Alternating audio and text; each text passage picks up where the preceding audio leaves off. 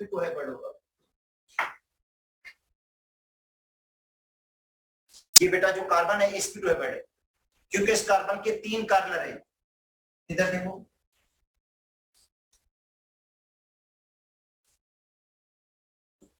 इस कार्बन के 3 कार्बन हैं, तो ये कार्बन sp2 हाइब्रिड होगा।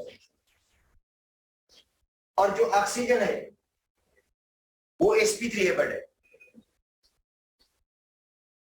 बेटा ये ऑक्सीजन sp3 हाइब्रिड होगा।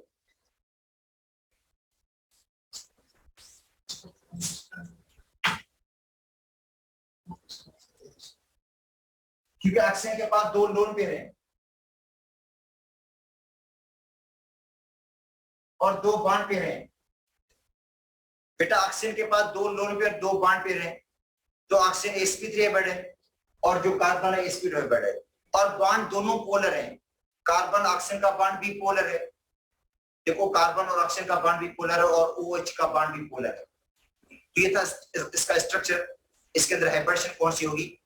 कार्बन और कार्बन, जो कार्बन डबल बॉन्ड ऑक्सीजन वाला कार्बन है ये देखो sp2 हाइब्रिड है। एक्चुअली हाइब्रिडेशन को हम कार्बन से पहचान लेते हैं, तो कार्बन इसके 3 हो जाते हैं। देखो इस कार्बन का एक कार्बन पे ऑक्सीजन है, एक कार्बन पे OH है, एक कार्बन पे R लगा हुआ है, तो ये कार्बन जो होगा sp2 हाइब्रिड होगा। और बाकी जो ऑक्सीजन है वो sp3 हाइब्रिड है। अब आते हैं एसिडिटी ऑफ कार्बोक्सिलिक एसिड। पहले पढ़ते हैं acidity of the carboxylic acid, और ये आपको मिलेगा फेडरल की बुक में। बेटा acidity of the carboxylic acid, carboxylic acid की acidity.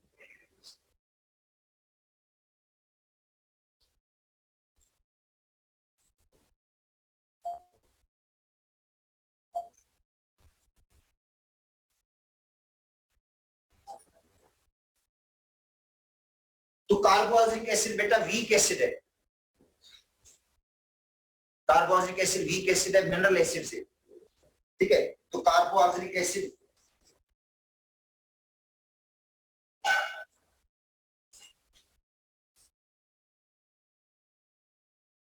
is weaker acid as compared to mineral acid। बेटा मिनरल एसिड का मतलब है इनऑर्गेनिक एसिड। जो मिनरल एसिड है HCl, H2SO4, HNO3, ये स्ट्रॉन्ग एसिड है। बेटा ये स्ट्रॉन्ग एसिड है और इनकी Ka की वैल्यू भी लार्जर होती है, Ka की वैल्यू, और pK की वैल्यू स्मॉलर होती है इनकी। किसके मुकाबले में? एसिडिक एसिड मतलब कार्बोक्सिलिक एसिड के मुकाबले में, ठीक है। But carboxylic acid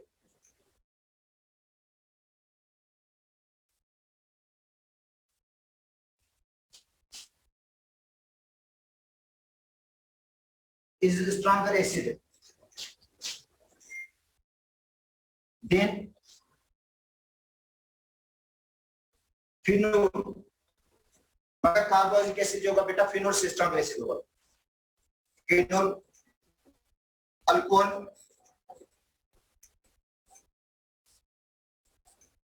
and carbonic acid.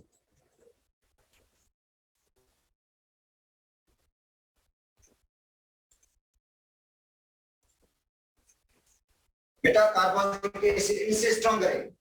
जो कार्बोनिक एसिड होता है H2CO3, H2CO3 से स्ट्रॉन्गर है, फिनोल से स्ट्रॉन्गर है, अल्कोहल से स्ट्रॉन्गर है ये, ठीक है। अब आते हैं एसिडिटी कार्बोक्सिलिक एसिड की। देखो देखो कार्बोक्सिलिक एसिड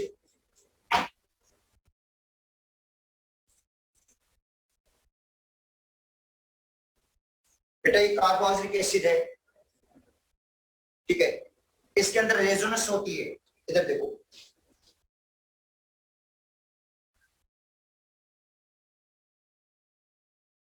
इस तरह। ये जो लोन पेयर के इलेक्ट्रॉन्स यहाँ पे आएंगे, डबल बॉन्ड बनाएंगे। बेटा लोन पेयर के इलेक्ट्रॉन्स यहाँ पे डबल बॉन्ड बनाएंगे और ये इलेक्ट्रॉन्स यहाँ पे शिफ्ट हो जाएंगे।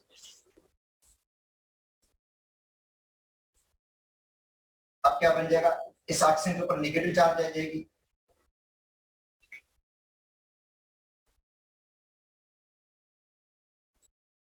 और यहाँ पे डबल बॉन्ड आ जाएगा, इस ऑक्सीजन पर पॉजिटिव चार्ज आएगा।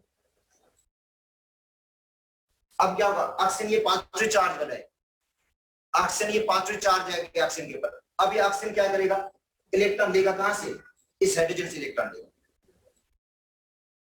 और हाइड्रोजन को खारिज कर देगा। बेटा ये इलेक्ट्रॉन इससे लेगा, ये इलेक्ट्रॉन इधर शिफ्ट हो जाएंगे। अब क्या होगा, ये इलेक्ट्रॉन इधर शिफ्ट हो जाएंगे और जो उसका स्ट्रक्चर बन जाएगा वो इस तरह का बन जाएगा।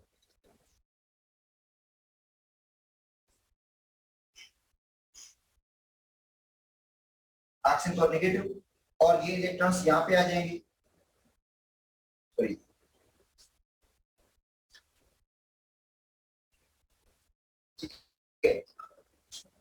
यहाँ पे डबल बॉन्ड आ गया और हाइड्रोजन खाली हो गया, हाइड्रोजन रिलीज हो गया। देखो बेटा इस तरह होगा कि इस ऑक्सीजन के ऊपर पॉजिटिव चार्ज है, ये ऑक्सीजन इलेक्ट्रॉन डेफिशिएंट बन गया है, अब इसको इलेक्ट्रॉन की जरूरत है,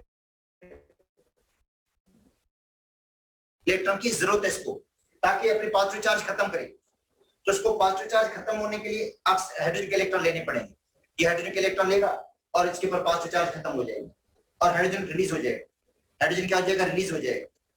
तो इसकी एसिडिक स्ट्रेंथ, बेटा जो इसकी एसिडिक स्ट्रेंथ है वो डिपेंड करती है इस कार्बो ऑक्सिलेट आयन की स्टेबिलिटी पे।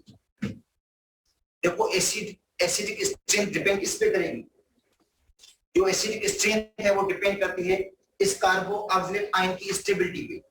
जितना कार्बो ऑक्सिलेट आयन स्टेबल होगा एसिडिक स्ट्रेंथ इसकी ज्यादा होगी। देखो इसके दो रेजोनेंस स्ट्रक्चर बनते हैं इस तरह, किसके, कार्बोहाइड्रेट आयन के।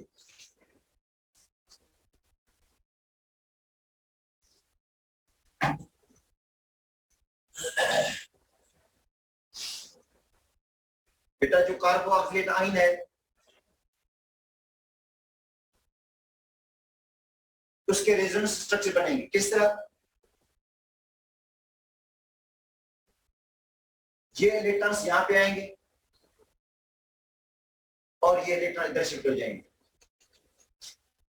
तो इसका रेजोनेंस स्ट्रक्चर ये बन जाएगा।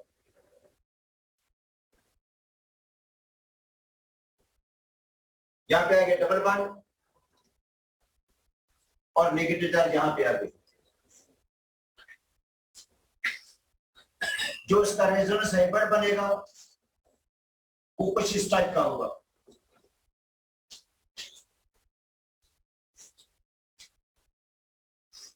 यहाँ पे भी नेगेटिव चार्ज है, यहाँ पे भी नेगेटिव है, इधर देखो नेगेटिव चार्ज यहाँ पे भी मौजूद है और नेगेटिव चार्ज यहाँ पे भी मौजूद है, और जो इलेक्ट्रॉन की डीलोकलाइजेशन है वो यहां से लेकर यहां तक मौजूद है। इसका मतलब है जो नेगेटिव चार्ज है वो ऑक्सीजन टू ऑक्सीजन डिस्पर्स है। बेटा देखो नेगेटिव चार्ज जो फिनो ऑक्सीजन के ऊपर है, कार्बोक्सिलेट आयन के ऊपर है, वो ऑक्सीजन टू ऑक्सीजन क्या है, डिस्पर्स है, जो इसको क्या करेगी, स्टेबलाइज करेगी, एनाइन को स्टेबलाइज करेगी और एसिडिक स्ट्रेंथ बढ़ जाएगी इसकी। ठीक है, अब जो इलेक्ट्रॉन विथड्रॉइंग ग्रुप है, बेटा जो इलेक्ट्रॉन विथड्रॉइंग ग्रुप है ये कार्बोक्सिलिक एसिड की एसिडिटी को बढ़ा देते हैं। जो इलेक्ट्रॉन विथड्रॉइंग ग्रुप है वो कार्बोक्सिलिक एसिड की एसिडिटी को बढ़ाएंगे। ठीक है,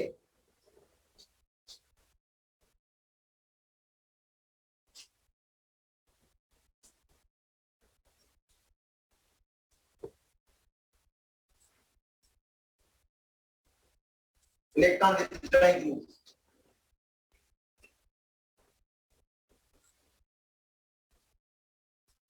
electron withdrawing substituent, chlorine, chlorine, nitro, बेटा ये इलेक्ट्रॉन विथड्रॉइंग ग्रुप है।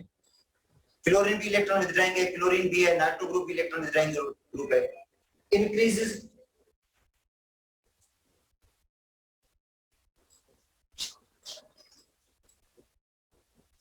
एसिडिक स्ट्रेंथ,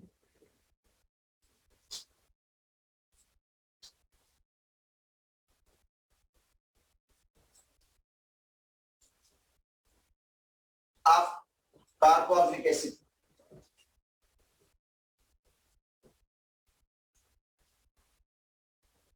ठीक है।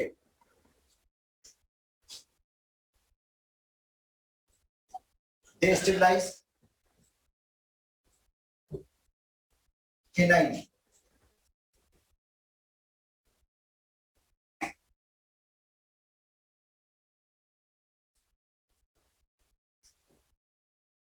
ये स्टेबलाइज करती है किसको? कार्बोक्सिलिक आयन को।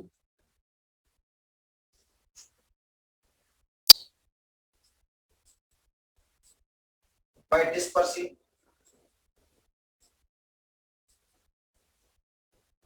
नेगेटिव चार्ज,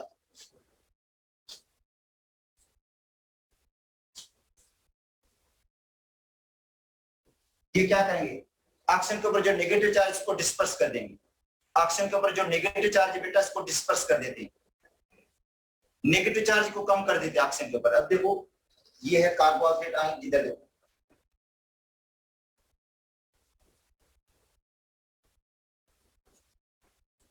और ये इलेक्ट्रॉन विथड्रॉइंग ग्रुप लगा हुआ है।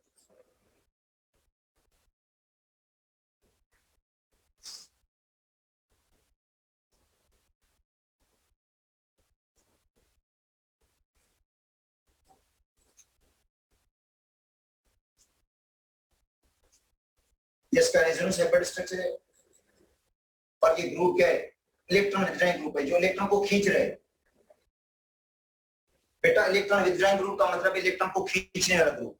ये इलेक्ट्रॉन को क्या करेगा? अपनी तरफ खींचेगा और खींचने से जो नेगेटिव चार्ज है वो भी इसकी तरफ खींच जाएगी, नेगेटिव चार्ज भी इसकी तरफ चली जाएगी, क्योंकि इलेक्ट्रॉन को अपनी तरफ खींचते हैं। तो नेगेटिव चार्ज जो ऑक्सीजन के ऊपर है वो भी समझे डिस्पर्स हो जाती है। ऑक्सीजन के ऊपर जो नेगेटिव चार्ज है वो डिस्पर्स हो जाती है, कम हो जाती है, उसकी इंटेंसिटी कम हो जाती है, इसलिए वो वापस हाइड्रोजन पर अटैक नहीं करेगी। वापस जो होती है ना, अटैक नहीं करेगी किस पर?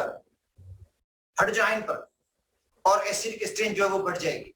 तो इसका मतलब है इलेक्ट्रॉन जो विथड्रॉइंग ग्रुप है ये एसिडिक स्ट्रेंथ को बढ़ा देते हैं, ये एसिडिक स्ट्रेंथ को क्या करते हैं बेटा? बढ़ा देते हैं। और जितना स्ट्रॉन्ग इलेक्ट्रॉन विथड्रॉइंग ग्रुप हो उतनी एसिडिक स्ट्रेंथ बढ़ेगी। अब देखो ये है, ठीक है। अब एक है फ्लोरोएसिडिक एसिड,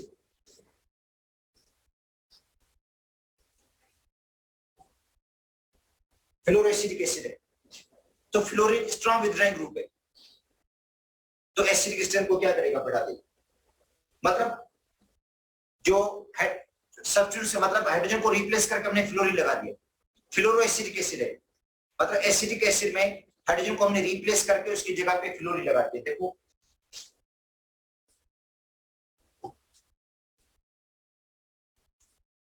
ये एसिडिक एसिड का फार्मूला है।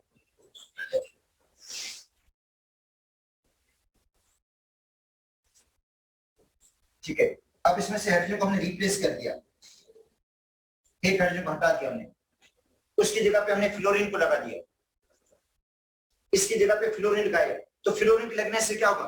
फ्लोरीन क्या करेगा? इलेक्ट्रॉन को अपनी तरफ खींचेगा, ठीक है। जब ये आयनाइज होगा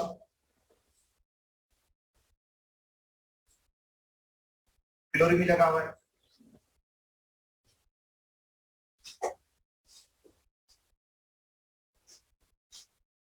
ठीक है। तो फ्लोरीन क्या करता है? इलेक्ट्रॉन को अपनी तरफ खींचता है, ठीक है। इलेक्ट्रॉन को अपनी तरफ खींचेगा ये, जिसकी वजह से जो नेगेटिव चार्ज है बेटा, जो नेगेटिव चार्ज होगी वो क्या हो जाएगी? डिस्पर्स हो जाएगी, ठीक है। नेगेटिव चार्ज फ्लोरीन की तरफ आ जाएगी, तो ऑक्सीजन के ऊपर नेगेटिव चार्ज कम होगी तो स्टेबलाइज हो जाएगा। ऑक्सीजन के ऊपर जब नेगेटिव चार्ज रिड्यूस हो जाएगी, कम हो जाएगी, तो वो स्टेबलाइज होगा और वापस इस पर अटैक ही नहीं करेगा और एसिडिक स्ट्रेंथ बढ़ जाएगी। इसका मतलब है जितना स्ट्रॉन्ग इलेक्ट्रॉन विथड्रॉइंग ग्रुप लगेगा उतनी वो नेगेटिव चार्ज को अपनी तरफ खींचेगा। ऑक्सीजन के ऊपर जो नेगेटिव चार्ज है वो डिस्पर्स हो जाएगी, और जब ऑक्सीजन के ऊपर नेगेटिव चार्ज डिस्पर्स होगी तो वो स्टेबलाइज हो जाएगा, स्टेबल बन जाएगा और वापस हाइड्रोजन पे अटैक नहीं करेगा और एसिडिक स्ट्रेंथ बढ़ जाएगी। तो अब देखो फ्लोरोएसिडिक एसिड समझिए स्ट्रॉन्ग एसिड है, किससे? फ्लोरोएसिडिक एसिड से। और फ्लोरोएसिडिक एसिड किससे स्ट्रॉन्ग है? ब्रोमो एसिडिक एसिड से,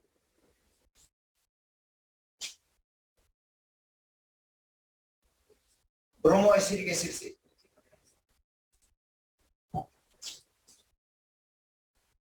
ये कुछ और है, और ब्रोमो एसिडिक एसिड स्ट्रॉन्गर है।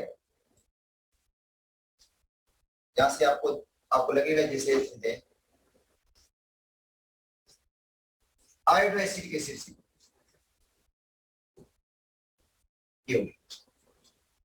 अच्छा, फ्लोरो से भी स्ट्रॉन्गर है नाइट्रो,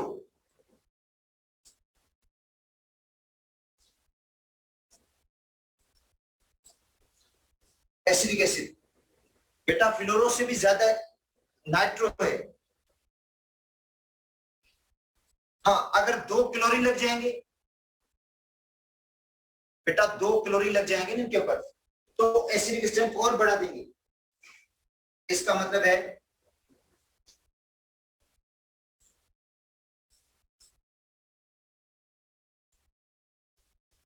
CH Cl2।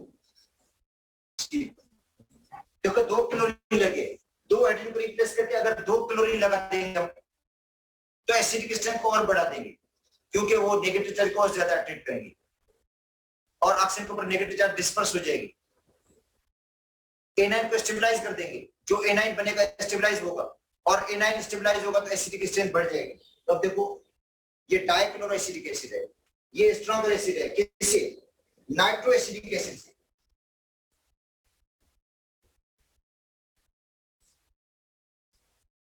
और नाइट्रो एसिडिक एसिड स्ट्रॉन्गर है किससे?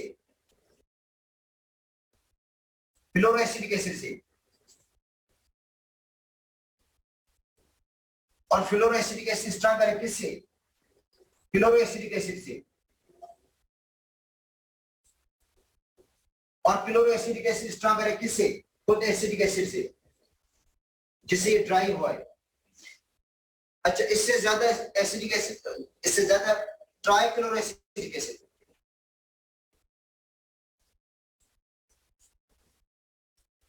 तीन क्लोरीन लगे हुए, मतलब तीनों हाइड्रोजन को रिप्लेस करके 3 क्लोरीन लगा देंगे बेटा, 3 हाइड्रोजन को रिप्लेस करके 3 क्लोरीन लगा दें। अगर 3 फ्लोरीन लगेंगे तो एसिडिक स्ट्रेंथ इसकी और बढ़ जाएगी, मतलब trifluoro acidic acid trichloro acidic acid से भी स्ट्रॉन्गर होगा, ट्राइफ्लोरो। ठीक है, तो ये देखो बेटा एसिडिक स्ट्रेंथ है। अब इसके अंदर देखो पीके की वैल्यू भी गिवन है वो, और जो स्ट्रॉन्गर एसिड है उसकी पीके की वैल्यू लेस होगी। तो इसमें देखोगे सबसे लेस्ट जो पीके की वैल्यू है ट्राइक्लोरो एसिडिक एसिड की। बेटा ट्राइक्लोरो एसिडिक एसिड की जो पीके की वैल्यू सबसे सिमिलर है, और ये बुक में गिवन भी है। ठीक है, और ये क्वेश्चन इंटीग्रेस में आया भी है कि कौन सा एसिड है जिसकी पीके की वैल्यू सिमिलर है? Trichloro acidic acid. मतलब उनके जो चार्ट में दिया गया सारे क्वेश्चन उसी चार्ट में से निकाले थे एसिड में। ट्राइक्लोरो एसिडिक एसिड था, शायद डाइक्लोरो एसिडिक एसिड था, नाइट्रो एसिडिक एसिड था, फ्लोरो एसिडिक एसिड था। तो trichloro acidic acid stronger acid है। ठीक है, और इसकी पीके की वैल्यू क्या होगी बेटा? लेस होगी। तो ये इलेक्ट्रॉन विथड्रॉइंग ग्रुप है। ये देखो बेटा इलेक्ट्रॉन विथड्रॉइंग ग्रुप जो एसिडिक स्ट्रेंथ को बढ़ा रहे हैं। अब आते हैं इलेक्ट्रॉन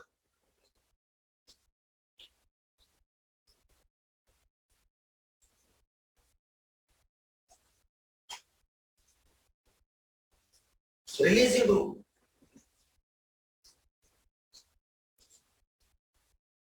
बेटा जो इलेक्ट्रॉन रिलीजिंग ग्रुप है, इलेक्ट्रॉन रिलीज करने वाला ग्रुप है, डिक्रीज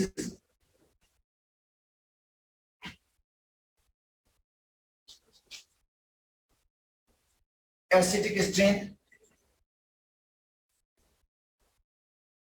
ये डिक्रीज कर देते हैं।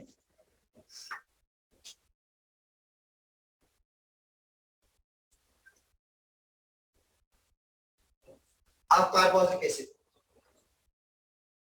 क्योंकि ये इलेक्ट्रॉन रिलीज करते हैं, और जो कार्बोक्सिलेट आयन है उसके ऊपर जो ऑक्सीजन लगी हुई है, ऑक्सीजन के ऊपर जो नेगेटिव चार्ज है उसकी इंटेंसिटी बढ़ जाएगी। जो नेगेटिव चार्ज है उसके ऊपर नेगेटिव इंटेंसिटी बढ़ जाएगी, नेगेटिव चार्ज, क्योंकि इलेक्ट्रॉन रिलीज कर देते हैं ग्रुप। और जिसकी वजह से कार्बोहाइड्रेट आयन जो है उसके ऊपर नेगेटिव चार्ज के ऊपर ऑक्सीजन की इंटेंसिटी बढ़ेगी नेगेटिव चार्ज की, और जो एनाइन बनेगा वो डीस्टेबलाइज हो जाएगा। अब देखो ये है, ये बेटा ग्रुप है,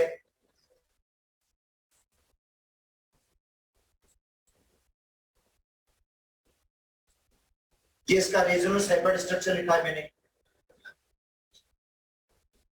तो ये ग्रुप क्या कर रहा है, इलेक्ट्रॉन सेंड कर रहा है, इलेक्ट्रॉन रिलीज कर रहा है, इलेक्ट्रॉन को डोनेट कर रहा है, इलेक्ट्रॉन दे रहा है किसको, कार्बोहाइड्रेट आयन को।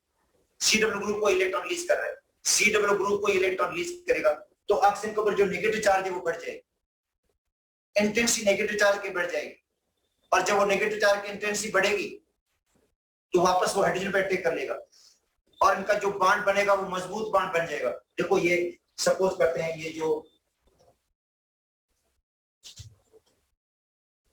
तो अब इसमें देखो फॉर्मिक एसिड स्ट्रॉन्ग एसिड है, तो यहाँ पे हाइड्रोजन लगी हुई है, और जो एसिडिक एसिड है वीकर एसिड है, क्योंकि मिथाइल जो ग्रुप है बेटा, जो मिथाइल ग्रुप है इलेक्ट्रॉन रिलीजिंग ग्रुप, देखो मिथाइल ग्रुप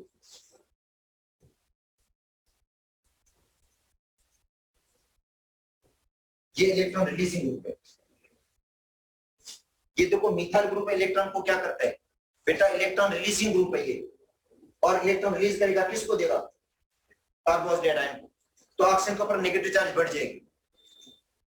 ऑक्सीजन क्या करेगा, हाइड्रोजन को ज्यादा अट्रैक्ट करेगा, और ये बॉन्ड ब्रेक नहीं होगा, बॉन्ड जल्दी टूटेगा नहीं, इसलिए एसिडिक स्ट्रेंथ क्या होती जाएगी, कम होती जाएगी, और तो जितना भी इलेक्ट्रॉन रिलीजिंग ग्रुप लगेगा एसिडिक स्ट्रेंथ को क्या करेगा, कम कर देगा। मिथाइल से इथाइल ज्यादा है, इथाइल से प्रोपाइल, प्रोपाइल से ब्यूटाइल, तो alkyl group electron releasing group है बेटा, जो अल्काइल ग्रुप है इलेक्ट्रॉन रिलीजिंग ग्रुप है।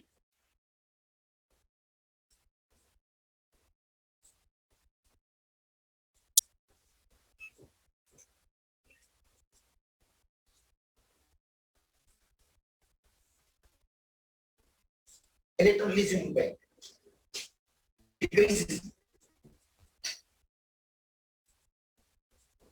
एसिडिक स्ट्रेंथ आप कार्बोहाइड्रिक एसिड, ये कार्बोहाइड्रिक एसिड के एसिडिक स्ट्रेंथ को कम कर देंगे। इसमें देखो बेटा हाइड्रोजन है, हाइड्रोजन समझे न्यूट्रल हो गया, और बाकी acidic acid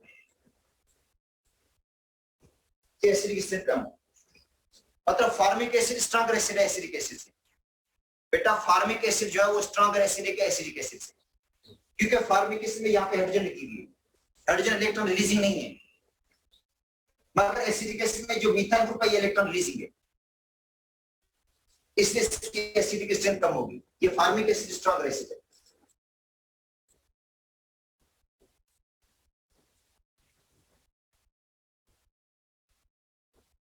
acidic acid weaker है, और फिर जैसे कार्बन की तादाद बढ़ती जाएगी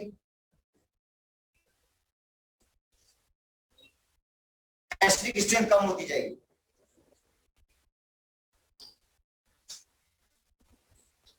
बेटा कार्बन की तादाद बढ़ती जाएगी, देखो एसिडिक स्ट्रेंथ कम होती जा रही है, क्योंकि इलेक्ट्रॉन रिलीजिंग ग्रुप है, इलेक्ट्रॉन को रिलीज करते हैं और एसिडिक स्ट्रेंथ को कम कर देते हैं, क्योंकि जो एनाइन इसको डीस्टेबलाइज कर देंगे, जो एनाइन होगा कार्बोहाइड्रेट आयन इसको डीस्टेबलाइज करेंगे, और जिसकी वजह से एसिडिक स्ट्रेंथ जो होगी कम हो जाएगी।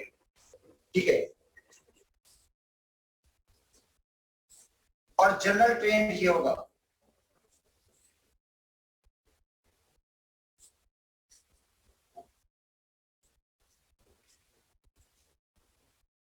बेटा जनरल ट्रेंड ये है, फार्मिक एसिड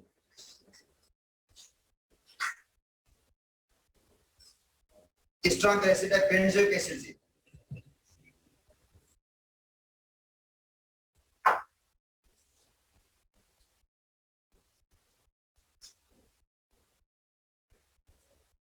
और बेंजोइक एसिड ज्यादा एसिडिक है एसिडिक एसिड से,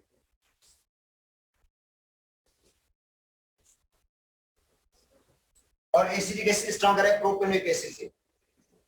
और जब एसिडिक एसिड के ऊपर सब्स्टिट्यूशन हो जाएगी बेटा, जो एसिडिक एसिड है इस पर सब्स्टिट्यूशन होगी ना इलेक्ट्रॉन विथड्रॉइंग ग्रुप की, तो एसिडिक स्ट्रेंथ बढ़ जाएगी, तो क्लोरो एसिडिक एसिड इससे पहले आ जाएगा।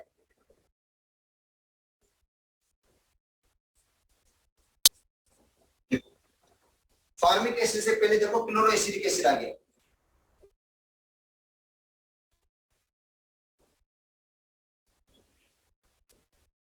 इसका मतलब है एसिडिक एसिड में जब सब्स्टिट्यूशन होती है इलेक्ट्रॉन विथड्रॉइंग ग्रुप की, एसिडिक एसिड में जो हाइड्रोजन उसको रिप्लेस करके अगर क्लोरीन लगाते हैं, नाइट्रो ग्रुप लगाते हैं, फ्लोरो लगाते हैं, तो एसिड स्ट्रेंथ बढ़ जाएगी और वो फॉर्मिक एसिड से भी पहले आ जाएगा। बेटा फॉर्मिक एसिड से भी देखो chloro acidic acid, chloro acidic acid से पहले कौन आएगा? फ्लोरो एसिडिक एसिड, फ्लोरो एसिडिक एसिड के इधर नाइट्रो एसिडिक एसिड। इसका मतलब है जैसे स्ट्रॉन्ग इलेक्ट्रॉन विथड्रॉइंग ग्रुप लगते जाएंगे ना, जो इलेक्ट्रॉन विथड्रॉइंग ग्रुप स्ट्रॉन्ग लगते जाएंगे तो एसिडिक स्ट्रेंथ को बढ़ाते जाएंगे। तो ये था बेटा इसकी एसिडिक स्ट्रेंथ।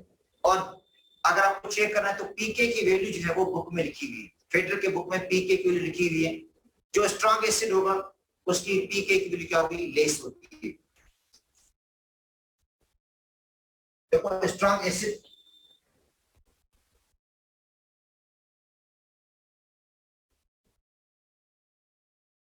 की बातें क्या होंगी?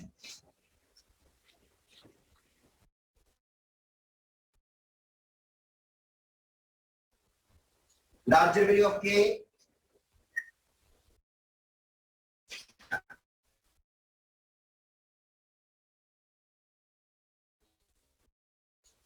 निकालते हैं माइनस log ऑफ के।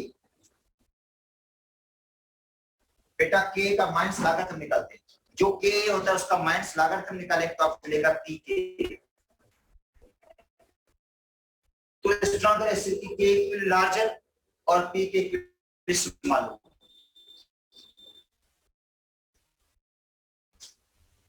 अच्छा अब आते हैं reactions of the carboxylic acid.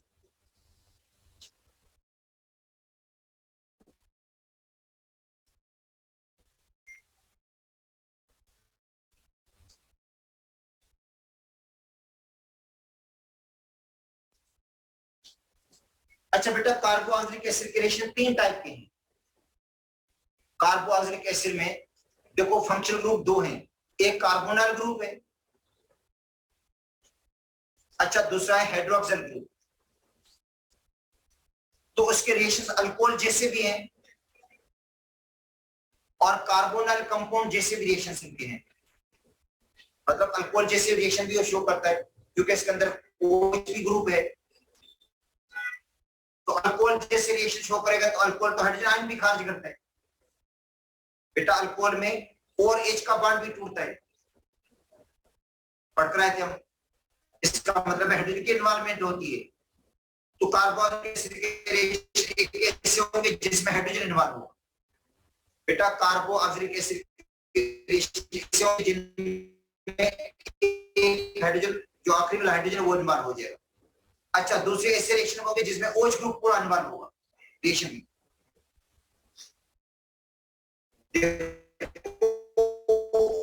OH group जो वो रिएक्शन में पूरा इन्वॉल्व होगा और कार्बोक्सिलिक ग्रुप है ना, carbon double bond oxygen OH पूरा इन्वॉल्व हो जाएगा। तो उसका मतलब है कार्बोक्सिलिक एसिड के रिएक्शन बेटा तीन किस्म के, एक में हाइड्रोजन इन्वॉल्व होती है, एक रिएक्शन ऐसे हैं जिनमें हाइड्रोजन इन्वॉल्व होगी, दूसरे रिएक्शन ऐसे हैं जिसमें OH ग्रुप इन्वॉल्व होगा, तीसरे ऐसे रिएक्शंस हैं जिसमें पूरा कार्बोक्सिलिक ग्रुप इन्वॉल्व हो जाएगा। तो तीन किस्में हैं। अब पहले हम पढ़ते हैं कार्बोक्सिलिक एसिड के रिएक्शन वो जिनमें हाइड्रोजन इन्वॉल्व हो जाती है।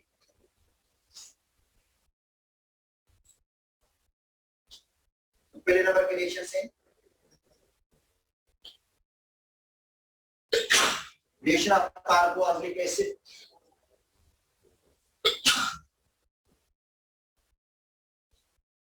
NH हाइड्रोजन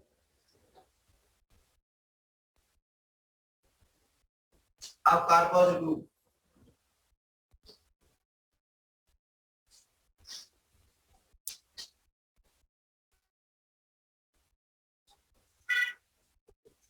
is involved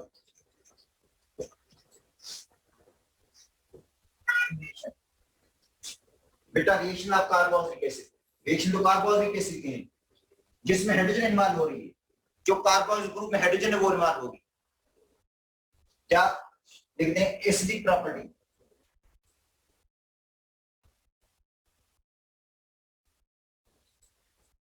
अब कार्बोक्सिलिक एसिड, आप इसको ऐसे भी कह सकते हैं, ये कार्बोक्सिलिक एसिड की एसिडिक प्रॉपर्टीज है बेटा, ये कार्बोक्सिलिक एसिड की क्या है, एसिड वाली प्रॉपर्टीज हैं, इनके अंदर एसिड वाली प्रॉपर्टी शो करेगा कार्बोक्सिलिक एसिड, ठीक है। अब उसमें देखो रिएक्शन 1 है,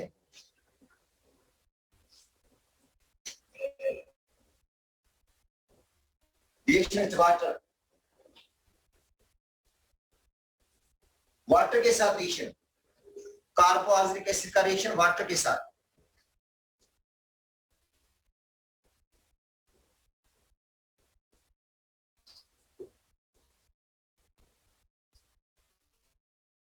तो ये हाइड्रोजन खारिज करेगा क्योंकि एसिड है,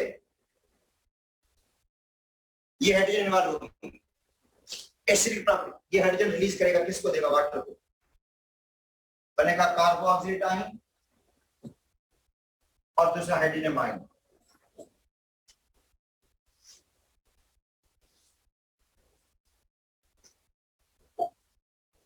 और कार्बोक्सिलेट आयन बन गया।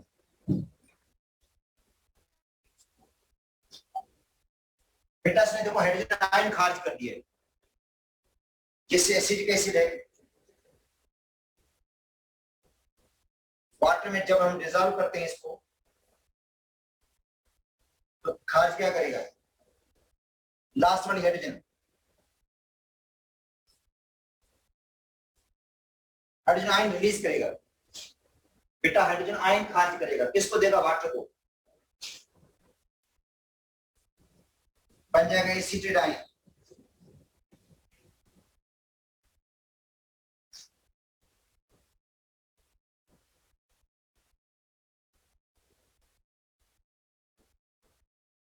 और दूसरा हाइड्रोजन आयन, तो एक रिएक्शन ये हो गया। नंबर 2,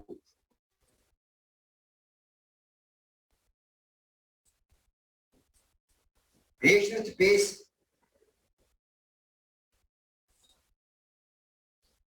बेटा रिएक्शन किसके साथ, बेस के साथ, NaOH या KOH के साथ,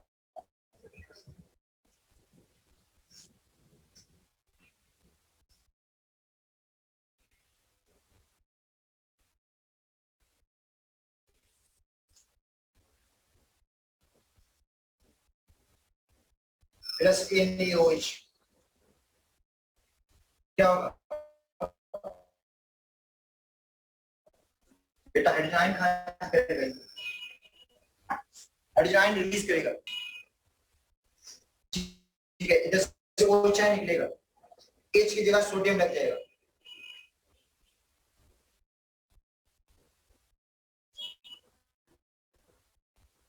sodium salt,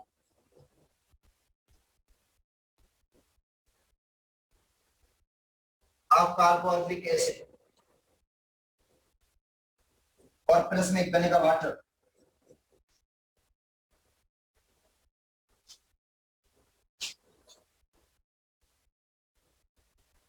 acidic acid plus NaOH,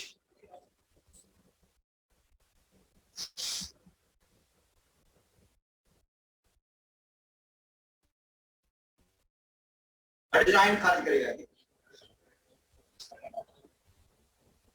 बन जाएगा सोडियम एसीटेट और बन गया वाटर, बेटा 60 बन गई है,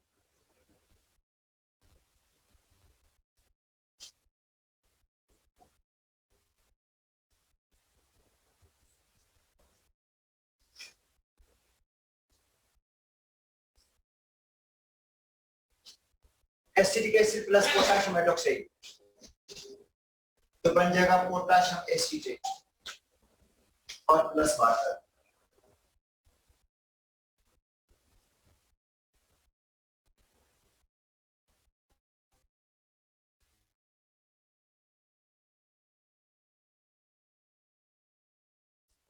और आज अपने टाइम भी कंप्लीट हो गया है वैसे, तो बेटा बाकी इसके जो रिमेनिंग रिएक्शंस हैं इंशाल्लाह कल देख लेंगे, जिसमें हाइड्रोजन इन्वॉल्व हो रहा है रिएक्शन के अंदर, उसके बाद OH ग्रुप इन्वॉल्व होगा, उसके बाद कार्बन।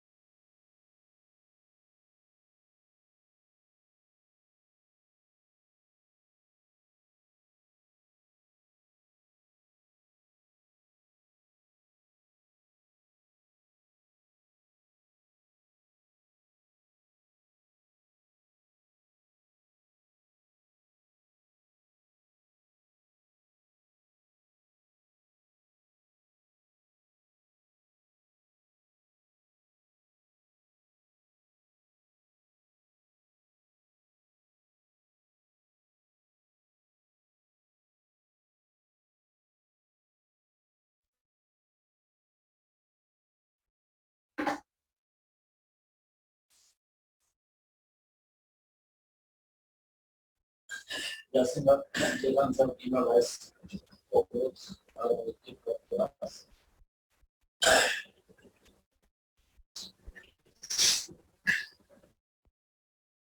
गुड मॉर्निंग स्टूडेंट्स, कल हम टेस्ट क्लास के बारे में डिस्कस कर रहे थे टेस्ट क्रास का मकसद होता है कि जैसे अगर कोई भी पी प्लांट के अंदर मेंडल ने देखा फिनोटिपिकली अगर एक ट्रेट डोमिनेंट ट्रेट आ रहा है, 7 ट्रेट में से कोई भी एक ट्रेट जैसे डोमिनेंट है, तो मेंडल को थोड़ी कंफर्मेशन करनी थी, आइडेंटिफिकेशन करनी थी कि आइदर ये जो डोमिनेंट ट्रेट है ये होमोजाइगस डोमिनेंट है या हेटेरोजाइगस डोमिनेंट है। इसका जीनोटाइप वेरीफाई करने के लिए टेस्ट क्रॉस उन्होंने किए थे। टेस्ट क्रॉस को कैसे किया जाता है, जैसे हमने कल भी पढ़ा था, जब एक रिसेसिव पेरेंट तो यकीनन जो भी ट्रेट जिसको हम चेक करना चाह रहे हैं उसका रिसेसिव ट्रेट जो होता है वो तो मालूम होता है। इस रिसेसिव ट्रेट को उसी फिनोटिपिकली डोमिनेंट ट्रेट के साथ क्रॉस कराया जाता है। उसमें ये नहीं मालूम है कि भाई इसका जीनोटाइप अगर होमोजाइगस है या हेटेरोजाइगस, जस्ट जो रिसेसिव ट्रेट होता है उसी को फिनोटिपिकली डोमिनेंट ट्रेट के साथ क्रॉस कराया जाता है, फिर रिजल्ट देखी जाती है। रिजल्ट अगर 100% आती है तो वो फिनोटिपिकली जो डोमिनेंट ट्रेट है ना वो होमोजाइगस डोमिनेंट है।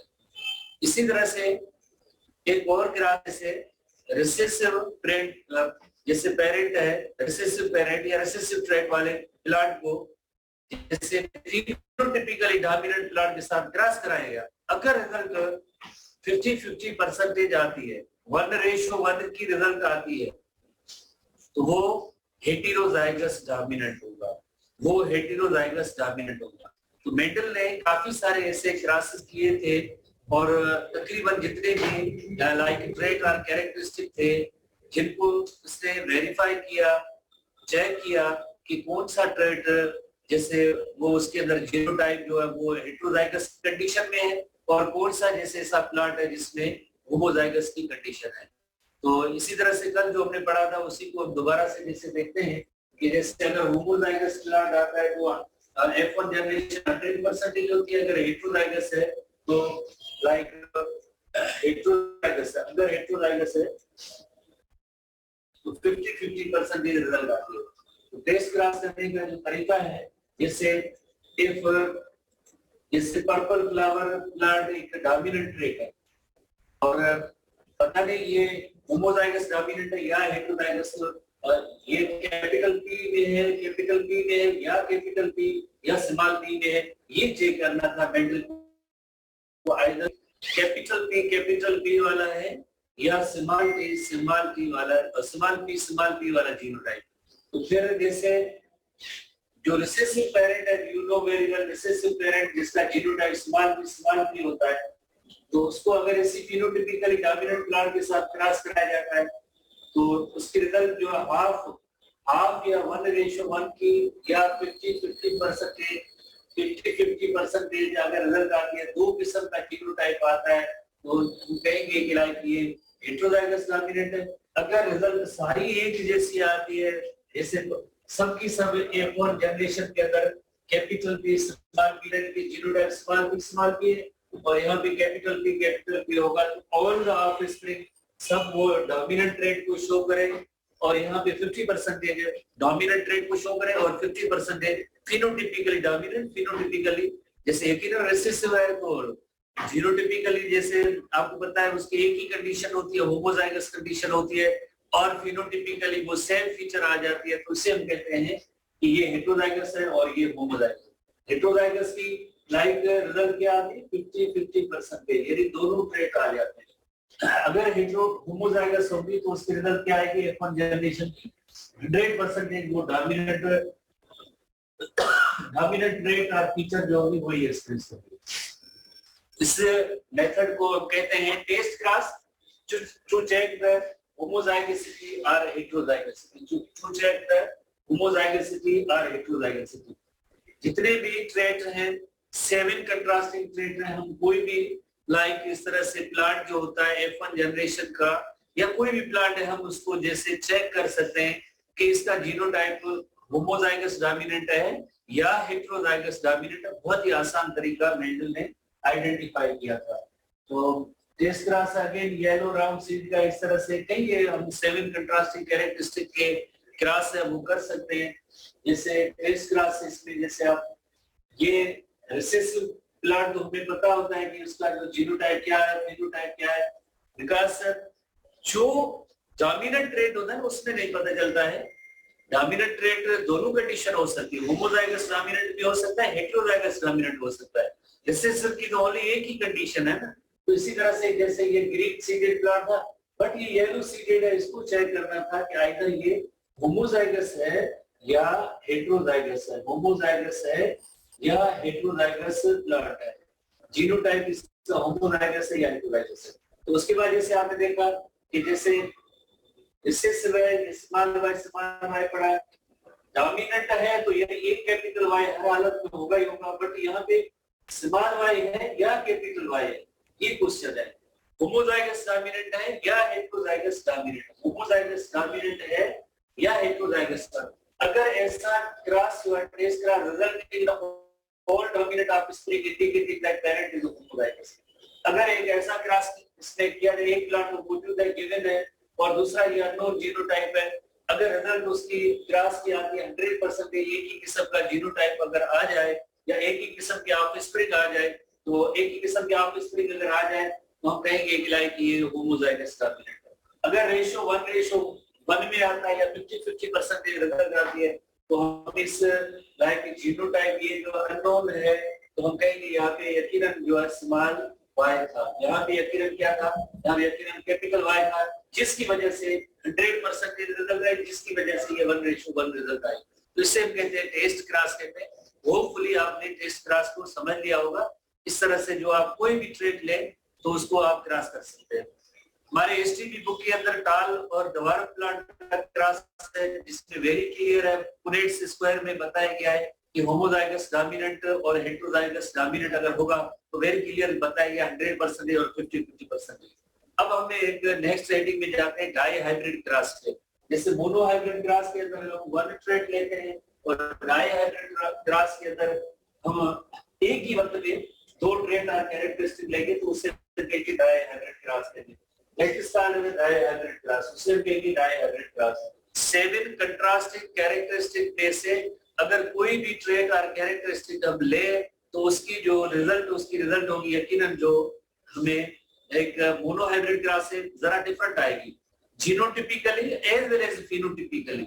जीनोटिपिकली जैसे मोनोहाइब्रिड क्लास की रिजल्ट आपको मालूम है, जीनोटिपिकली F2 जनरेशन की रिजल्ट आई थी 1:2:1 और फिनोटिपिकली रिजल्ट आई थी 3:1। अगर डाई हाइब्रिड क्रॉस होगा उसका हम करेंगे रिजल्ट तो उसकी जो F2 जनरेशन की ये सेम रिजल्ट नहीं आएगी, जरा चेंज आएगी। वो हम चेंज आज देखना चाहते हैं कि किस तरह से डाई हाइब्रिड क्रॉस होते हैं और देन उसके रिजल्ट क्या आती है। जैसे हमारे बुक्स के अंदर जो एक P1 जनरेशन है डाई हाइब्रिड क्रॉस के लिए, डाई हाइब्रिड क्रॉस के लिए जो हमारे बुक्स के अंदर बताई गई है जनरेशन है वो है P1 generation. Die hybrid cross किसे कहते हैं? ऐसा cross that differs in two traits, that differs in two traits। एक ट्रेट में तो मोनोहाइब्रिड का होता है, two traits में अगर क्रॉस डिफर करता है तो उसे हम कहते हैं that is called as dihybrid cross, उसे हम कहते हैं डाईहाइब्रिड क्रॉस। तो पी प्लांट के अंदर 7 कंट्रास्टिंग कैरेक्टरिस्टिक है। तो मेटल का जैसे एक्सपेरिमेंट जो P1 जनरेशन थी वो ये यानी येलो राउंड सीड एक parent to dominant trait है yellow round seed plant, yellow round seeded plant, yellow round seeded plant को किसके साथ क्रॉस कराया? 2 traits के साथ लेंगे। येलो का कंट्रास्टिंग फॉर्म है ग्रीन और राउंड का जो है कंट्रास्टिंग और अल्टरनेट फॉर्म है इक्विल सीडेड प्लांट। तो जैसे इक्विल सीडेड प्लांट जैसे इससे पहले हमने जो क्रॉस किए हैं तो हम येलो को ग्रीन के साथ क्रॉस कर सकते थे या किए हमने, और राउंड को रेशियल के साथ, ये तो मोनोहाइब्रिड क्रॉस होगा। बट 2 ट्रेड्स का जैसे उसने क्रॉस किया तो रिजल्ट क्या निकाली, रेशियो क्या निकले, तो F2 जनरेशन में उसका क्या परसेंटेज जैसे डिफरेंट ट्रेड्स का आता है, कितने ट्रेड्स आते हैं, जीनोटाइप फिनोटाइप, तो उसे आज डिटरमाइन जैसे हम करने की कोशिश करेंगे जो मेंडल ने एक्सपेरिमेंट परफॉर्म किया था। तो P1 जनरेशन का हमेशा जैसे आपको पता है कि हमें जीनोटाइप सबसे पहले इनका यहाँ पे लिखना होता है क्रॉस के हवाले से, सेकंड स्टेज जैसे जीनोटाइप है। येलो राउंड सीड है तो कैपिटल वाई येलो, राउंड का कैपिटल आर ग्रीन है तो अल्टरनेटिव फॉर्म स्मॉल वाई और रिंकल्ड है तो स्मॉल आर। उसके बाद जीनोटाइप के बाद इसके गैमीट्स हैं।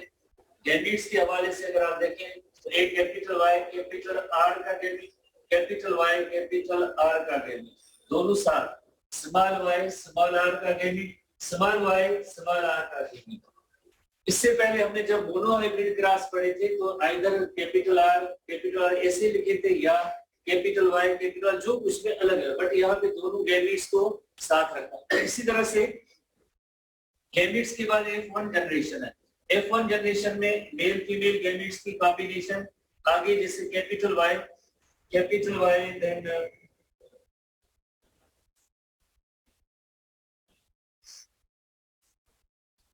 कैपिटल वाई स्मॉल वाई, जैसे ये कैपिटल वाई और ये स्मॉल वाई, कैपिटल आर और ये स्मॉल आर।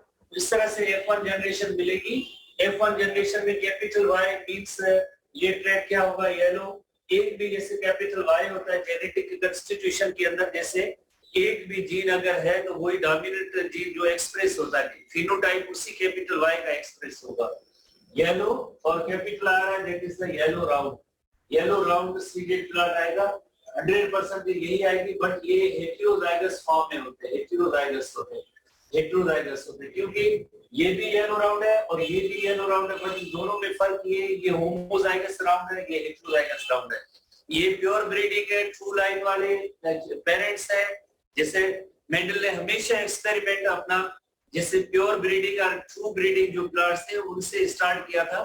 तो प्योर ब्रीडिंग ट्रेड वाले प्लांट्स को जब क्रॉस कराया था तो आपको बताया कि उसमें हाइब्रिड आते हैं, तो ये हाइब्रिड है, हेटेरोजाइगस फॉर्म है, yellow round dominant gene express हुआ। उसके बाद जैसे P2 जनरेशन है, P2 जनरेशन क्या होती है, नथिंग बट F1 जनरेशन को F1 जनरेशन के साथ क्रॉस कराया जाता है तो P2 है। और F1 का जीनोटाइप जैसे you know very well, capital Y small Y capital R small R, capital Y small Y and capital R small R. Genotype के बाद गैमीट्स यहाँ पे जो बनेंगे तो उसके लिए आप थोड़ी सी स्पेशल अटेंशन देखेंगे कि how gametes are produced. Gametes अब इसमें 4 किस्म के प्रोड्यूस होंगे। गैमीट्स जो 4 किस्म के प्रोड्यूस होंगे, कैपिटल वाई कैपिटल आर और दूसरा गैमीट होगा कैपिटल वाई स्मॉल आर, यानी इस कैपिटल वाई की कैपिटल आर और दूसरा gamete capital Y small R का। जैसे कैपिटल वाई कैपिटल आर एक गैमीट और कैपिटल वाई और स्मॉल आर 2 गैमीट। इसी तरह से मजीद 2 गैमीट्स यानी स्मॉल वाई से बनेंगे, small Y capital R and small Y small R. तो मजीद गैमीट कौन सी, जैसे small Y capital R and small Y small R. तो ये 4 किस्म के गैमीट्स बनते हैं। दोबारा देखिए जैसे capital Y small Y capital R small R. तो एक कैपिटल वाई का ये जो गैमीट है वो कैपिटल आर और कैपिटल वाई का स्मॉल वाई इसके हवाले से गैमीट बनेगा। तो capital Y capital R capital Y small R और small Y capital R and small Y small R 4 किस्म के गैमीट्स हैं। अगेन यहाँ पे देखिए कैपिटल वाई कैपिटल आर ये कहां से कॉम्बिनेशन हुई, कैपिटल वाई कैपिटल आर। दूसरा गैमीट कैपिटल वाई ये सेम कैपिटल वाई और ये स्मॉल आर, कैपिटल वाई ये स्मॉल आर। तीसरा गैमीट है small Y capital R, small Y capital R. चौथा gamete small Y small R, small Y small R. 4 किस्म के जैसे मेल एंड फीमेल गैमीट्स की ये फॉर्मेशन होती है, पॉसिबली 4 किस्म के गैमीट्स। इन गैमीट्स को पुनेट्स स्क्वायर के अंदर रखा जाएगा तो यकीनन हमें आसानी होगी इसके रिजल्ट कैलकुलेट करने में। पुनेट्स स्क्वायर जैसे 4 किस्म के गैमीट्स है तो पॉसिबल कॉम्बिनेशन होगी 16 पॉसिबल कॉम्बिनेशंस होंगे, 16 पॉसिबल कॉम्बिनेशन होंगे। गैमीट्स कौन से, जैसे मेल गैमीट्स तो यकीनन हम देख रहे हैं capital Y capital R, capital Y small Y capital R and small Y small R. और जो फीमेल गैमीट्स हैं, फीमेल गैमीट्स के हवाले से कैपिटल वाई कैपिटल आर वही same, capital Y small Y capital R small Y small R. अब possible cross करने का जो तरीका है उसमें आप देखेंगे कैपिटल वाई कैपिटल आर जो बीएल केवी चाहिए 1/1 इन के साथ जब पॉसिबल कॉम्बिनेशन करेगा तो यहाँ पे क्या जैसे फर्टिलाइजेशन के अमल होगा तो जाइगोट के बाद जैसे एम्ब्रियो सीड के बाद उसने लाइक यकीनन जैसे उसकी जर्मिनेशन के अमल के बाद जैसे प्लांट बड़ा होता है ग्रो करता है फिर ट्रेड देखा जाता है वो फिनोटिपिकली ये सारी चीजें ऐसी देखी जाती है प्रैक्टिकली भी देखा गया बट यहाँ पे हम क्रॉस के हवाले से क्या करेंगे इनकी पॉसिबल कॉम्बिनेशन जैसे capital Y capital Y capital Y capital Y capital R capital R capital R capital R capital Y capital Y capital Y capital Y capital R small R capital R small R अब यहाँ पे क्या है capital Y और ये क्या है small Y ये क्या है कैपिटल आर है और यहाँ पे पॉसिबल कॉम्बिनेशन कैपिटल आर की है इसी तरह से ये स्मॉल कैपिटल वाई और ये स्मॉल वाई और ये कैपिटल आर है कैपिटल आर तो ये यहाँ पे स्मॉल आर तो ये एक सिंगल जो मेल गैमेट था 1/1 फीमेल गैमेट्स जो पॉसिबल चारों गैमेट्स के साथ कॉम्बिनेशन की रिजल्ट में ये जीनोटाइप आ सकता है अब दूसरी जो ये रो है इस रो में यानी कैपिटल वाई स्मॉल आर को 1/1 इस इन बॉक्सेस के अंदर हम रखेंगे पुनेट्स स्क्वायर के जो बॉक्सेस हैं इनके अंदर और जीनोटाइप को आखिर में हम देखेंगे कि ये किस तरह का जीनोटाइप हो सकता है जैसे ये कैपिटल वाई ये भी capital Y capital Y capital Y capital R small R capital R small R उसके बाद ये देखें कैपिटल वाई है capital Y small R small R small R small R उसके बाद यहाँ पे देखें कैपिटल वाई और यहाँ पे क्या है स्मॉल वाई ये क्या है कैपिटल आर है कैपिटल आर पहले लिखा जाता है और ये स्मॉल आर इसी तरह से यहाँ पे आप देखें कैपिटल वाई और ये क्या है स्मॉल वाई और इसी तरह से ये क्या है small R small R small R small R तो इस मेल गैमेट को 1/1 जैसे हमने तरतीब से जो इन बॉक्सेस के अंदर लिखा है कि लाइक इनकी पॉसिबल कॉम्बिनेशन क्या होगी अब नंबर 3 इस मेल गैमेट पे आए जैसे यहाँ पे कैपिटल वाई है और ये small Y capital R capital R capital R और ये कैपिटल आर ये कैपिटल वाई है और ये स्मॉल वाई और इसी तरह से ये कैपिटल आर है और यहाँ पे स्मॉल आर कैपिटल आर और स्मॉल आर इस तरह से नेक्स्ट आएंगे तो ये small Y small Y small Y small Y capital R capital R capital R capital R उसके बाद ये गैमेट है तो मिक्स स्मॉल वाई और like capital R small R ये कैपिटल आर है और ये स्मॉल आर उसके बाद आखिरी जैसे ये मेल गैमेट है और इनकी 1/1 इन फीमेल गैमेट्स के साथ कॉम्बिनेशन होगी तो यहाँ पे हम इसका जीनोटाइप या पॉसिबल कॉम्बिनेशन को लिखेंगे जैसे capital Y small Y capital R small R इसी तरह से कैपिटल वाई स्मॉल वाई और नेक्स्ट स्मॉल आर नेक्स्ट जो है small Y capital R small R next है स्मॉल वाई स्मॉल आर इस तरह से जो है 16 पॉसिबल ये कॉम्बिनेशन है अब हम देखते हैं कि इनके अंदर जीनोटाइप किस तरह का होगा तो थोड़ी सी हम पहले इसकी एक पॉसिबिलिटी हम नोट करते हैं कि 4 किस्म का जीनोटाइप होगा 4 किस्म का जीनोटाइप होगा एक ऐसे प्लांट होंगे जिन्हें येलो राउंड सीडेड प्लांट होंगे येलो राउंड सीडेड प्लांट होंगे दूसरे एक ऐसे प्लांट होंगे डोमिनेंट फीचर के हवाले से जैसे येलो रिंकल सीडेड प्लांट तीसरे प्लांट एक ऐसे होंगे जो ग्रीन राउंड होंगे ग्रीन राउंड सीडेड प्लांट होंगे और चौथे प्लांट ऐसे होंगे ग्रीन रिंकल सीडेड तो ये 4 किस्म का जीनोटाइप आएगा और इस बॉक्स को आइडेंटिफाई करने के लिए हम यहाँ पे थोड़ा सा डिफरेंट कलर्स की हेल्प लेते हैं जैसे येलो राउंड है येलो राउंड को हम इस लाइक एक सर्किल से आइडेंटिफाई करेंगे जीनोटाइप को कि कहाँ पे ऐसा येलो राउंड की पॉसिबल कॉम्बिनेशन इसी तरह से येलो रिंकल है येलो रिंकल को हम जैसे स्क्वायर की सूरत में जैसे लिखते हैं कि येलो रिंकल है उसके बाद ग्रीन राउंड है ग्रीन राउंड जैसे ग्रीन राउंड को जैसे हम एक ट्रायंगल की सूरत में जैसे हम नोट करें यहाँ पे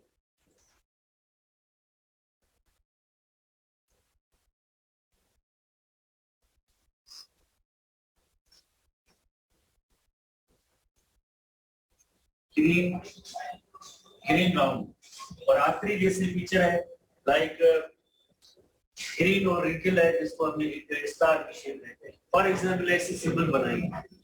तो अब हम इसका फिनोटाइप कैसे कैलकुलेट करेंगे? जैसे येलो राउंड का जीनोटाइप हमें आइडेंटिफाई करना है। इससे कैपिटल Y एक है और ये कैपिटल R दोनों है, तो मींस ये डोमिनेंट फीचर आएगी येलो राउंड। ये कैपिटल Y बड़ा है, कैपिटल R बड़ा है, ये भी येलो राउंड है। ये कैपिटल Y बड़ा है, ये कैपिटल R बड़ा है, येलो राउंड है। कैपिटल Y कैपिटल R बड़ा है, येलो राउंड है। इसी तरह से अगर इसमें हम देखें कैपिटल Y और कैपिटल R बड़ा है तो ये येलो राउंड है। कैपिटल Y बड़ा है, कैपिटल जैसे R बड़ा है तो ये भी येलो राउंड है। कैपिटल Y कैपिटल R बड़ा है, ये भी येलो राउंड है। इसी तरह से हम यहाँ पे देखें कैपिटल Y और कैपिटल R बड़ा है तो ये भी येलो राउंड है। कैपिटल Y बड़ा है, कैपिटल R बड़ा है, ये भी येलो राउंड है। तो इस तरह से हम काउंट करेंगे, कैलकुलेट करेंगे 1 2 3 4 5 6 7 8 9। तो 9 ऐसे फिनोटाइपिक ट्रेट हैं जो येलो राउंड है। उसके बाद हम देखेंगे येलो रिंकल। जैसे ये येलो कैपिटल Y बड़ा है और दो स्मॉल आ रहे हैं तो ये येलो रिंकल है, ये येलो रिंकल है। इसी तरह से ये देखें येलो कैपिटल Y बड़ा है और दो स्मॉल आ रहे हैं तो ये येलो रिंकल है। इसी तरह से यहाँ पे आप देखें कैपिटल Y बड़ा है, दो स्मॉल R बड़े हैं तो ये भी येलो रिंकल है। तो येलो रिंकल की लाइन की तादाद हुई 3। उसके बाद ग्रीन राउंड जैसे ग्रीन राउंड को हमने जैसे ट्रायंगल की सूरत में लिखा है तो स्मॉल y ग्रीन है, कैपिटल R है तो होगा तो ये येलो और ग्रीन राउंड होगा। इसी तरह से कैपिटल स्मॉल y बड़ा है तो ये ग्रीन है, एक कैपिटल R बड़ा है तो ये राउंड है। दो स्मॉल y बड़े हैं तो ग्रीन है, एक कैपिटल R बड़ा है तो येलो और राउंड और ग्रीन और राउंड है। उसके बाद आखिर में जैसे हमने और इस तरह से ये जो है 3 आए। आखिर में जैसे देखेंगे ग्रीन और रिंकल जस्ट एक ही आया है तो फिनोटाइपिक जो रेशो बनेगा फिनोटाइपिक रेशो इसका जो फिनोटाइपिक रेशो बनेगा वो होगा 9:3 रेशो 1। 9 किसको शो कर रहे हैं? 9 शो कर रहे हैं येलो राउंड को। 3 किसको शो कर रहे हैं? येलो रिंकल को। 3 किसको शो कर रहे हैं? ग्रीन राउंड को। 1 किसको शो कर रहा है? ग्रीन रिंकल को। इस तरह से ये जो F2 जनरेशन का ये जो फिनोटाइपिक रेशो आता है डाई हाइब्रिड क्रॉस का F2 जनरेशन का फिनोटाइपिक रेशो होगा वो होगा 9:3 तो इसकी डिस्क्रिप्शन क्या है? इसकी डिस्क्रिप्शन हमारे एनटीबी बुक के अंदर भी है, एसटीबी बुक के अंदर भी मौजूद है, दोनों के अंदर मौजूद है। दोबारा से हम देखते हैं कि क्रॉस किस तरह से हुआ है। जैसे सबसे पहले देखें डाई हाइब्रिड क्रॉस किसे कहते हैं? डाई हाइब्रिड क्रॉस इस क्रॉस को कहते हैं जो दो ट्रेड में अगर दो ट्रेड हम ले उनका क्रॉस करें, मोनो हाइब्रिड को आप कंपेयर करें तो डाई हाइब्रिड यकीनन आपको समझ में आएगा। मोनो हाइब्रिड में हम एक ट्रेड ले रहे थे उसका क्रॉस कर रहे थे, यहाँ पे हम दो ट्रेड ले रहे हैं। कौन से ट्रेड है? जैसे येलो राउंड जो डोमिनेंट है प्योर ब्रीडिंग प्लांट और ग्रीन रिंकल सीडेड जो है रिसेसिव इसकी ट्रेड है, उनका क्रॉस किया। Genotype capital R recessive small y। उसके बाद गैमीट्स है capital Y capital R small y। F1 generation के लिए तो capital Y small y capital R small r yellow round seed plant आए और ये सब हेटेरोजाइगस फॉर्म है। उसके बाद P2 जनरेशन है। P2 जनरेशन में F1 को F1 के साथ क्रॉस किया, जीनोटाइप ये मिला था capital Y small y capital R small r। ये स्टेप बहुत जरूरी होता है ताकि आप स्टूडेंट्स जब तक गैमीट्स बनाने का प्रोसीजर तरीका आप नहीं सीखेंगे या करेक्टली गैमीट्स नहीं बनाएंगे तो आगे क्रॉस ये सही नहीं होगा। तो इसमें 4 किस्म के गैमीट, अगर मोनो हाइब्रिड क्रॉस होता तो इसमें कितने गैमीट बनते? जैसे कैपिटल R बन जाता, स्मॉल r बन जाता। अगर मोनो हाइब्रिड क्रॉस होता तो कैपिटल Y स्मॉल y के कितने गैमीट बनते? एक कैपिटल Y का बनता, एक स्मॉल y का, दोनों अलग गैमीट बनते। अब ये डाई हाइब्रिड क्रॉस है तो यकीनन जैसे हम दो लेते हैं तो इसमें 4 किस्म के गैमीट्स की पॉसिबिलिटी होती है। Capital Y capital R capital Y small y capital R small y small r, 4 gamete male side पे, 4 फीमेल गैमीट। उसके बाद जब हम पुनेट्स स्क्वायर में इसको रखेंगे, पुनेट्स स्क्वायर में पुट करके इसकी जब हम पॉसिबल हम जेनेटिक कंस्टिट्यूशन देखेंगे उसके अकॉर्डिंगली जो जेनेटिक कंस्टिट्यूशन होगी उसके अकॉर्डिंगली हम इसका फिनोटाइप को डिटरमाइन करेंगे। जैसे अगर कैपिटल Y और कैपिटल R है तो कैपिटल Y येलो और R किसको शो करता है? राउंड को। तो ये येलो राउंड सीडेड प्लांट होगा ये अगर जीनोटाइप है तो फिनोटाइप इसका होगा येलो राउंड सीडेड प्लांट। किस तरह से बना है? जिससे आपने देखा कि एक साइड में हमने मेल गेमिट लिखे और दूसरी साइड पे ये हमने फीमेल गेमिट्स लिखे। पॉसिबल कॉम्बिनेशन हुई इनकी को हमने इसमें रखा है। इसकी पॉसिबल कॉम्बिनेशन जब इसके साथ हुई तो ये जीनोटाइप आया है। ये इसको जब इसके साथ रखा है तो ये जीनोटाइप है। इस गेमिट को जब इस गेमिट के साथ क्रॉस कराया तो ये जीनोटाइप है। उसके बाद तरतीब से वही सेम अमल जो एक इस रो के अंदर है वो सेम इसी गेमिट के जरिए, जैसे इस गेमिट के जरिए जैसे आप देखिए किस तरह से हुआ है। इस गेमिट को जब इससे क्रॉस कराया तो ये रिजल्ट है, इस गेमिट को जब इससे क्रॉस कराया तो ये रिजल्ट है, इस गेमिट को इससे क्रॉस कराया तो इस तरह की रिजल्ट आएगी और इस गेमिट तो इस तरह से रिजल्ट आएगी। तो अगेन ये सब 16 पॉसिबल कॉम्बिनेशंस जो है इस तरह से बनी और आखिर में हमने रिजल्ट कैलकुलेट की जो 9:3:3:1 में आई है रिजल्ट। अब हम थोड़ी सी टेक्स्ट बुक और अदर एक्सप्लेनेशन को देखते हैं कि डाई हाइब्रिड क्रॉस क्या है। ये डाई हाइब्रिड क्रॉस है, जैसे हमने दो ट्रेड लिए हैं कोई भी उसका क्रॉस किया, इसी तरह से कोई भी आप दो डाई हाइब्रिड लेके आप मजीद क्रॉसेस कर सकते हैं। रिजल्ट हमेशा F2 जनरेशन में फिनोटाइपिक रेशियो 9:3:3:1 आएगा, 9:3:3:1 आएगा, क्योंकि लास्ट है तो उसकी जो रिजल्ट है ये सेम आएगी। तो इस तरह से मेंडल ने काम किया। थोड़ा सा हम इसको देखते हैं कि डाई हाइब्रिड क्रॉस क्या है। सबसे पहले cross between two different characteristic at the same time को हम क्रॉस किया जाए तो उसे हम कहते हैं डाई हाइब्रिड क्रॉस करते हैं। जैसे येलो राउंड सीड को ग्रीन रिंकल सीड के साथ क्रॉस कराया गया तो उसे हम कहते हैं जैसे ये डाई हाइब्रिड क्रॉस है। This is known as dihybrid cross. Mendel first noted that the inheritance of different characteristics when looking at pea plant, and he looked at two characteristics P, जिसे pea plant की shape and pea plant के seed का color। जैसे seed का color yellow seed color जो है dominant है, green seed color recessive है, और pea plant की seed की shape जैसे round shape आपको पता है वो dominant है, wrinkles shape जो है recessive है। तो दो traits को साथ लेके क्रॉस कराया। In the dihybrid experiment, two characteristics, color and shape, किसका? सीड का। कलर के हवाले से कौन सा डोमिनेंट है? येलो इज डोमिनेंट, और ग्रीन जो है इसका रिसेसिव है जो स्मॉल वाई से जैसे हम लिखते हैं, और शेप जैसे राउंड है और रिंकल है। इसी तरह से आर कंसीडर साइमल्टेनियसली, दोनों को एक ही वक्त पे जैसे कंसीडर किया गया। Mendel chose a pure breeding yellow round and seed producing plant and pure breeding green wrinkle seed producing plant to test.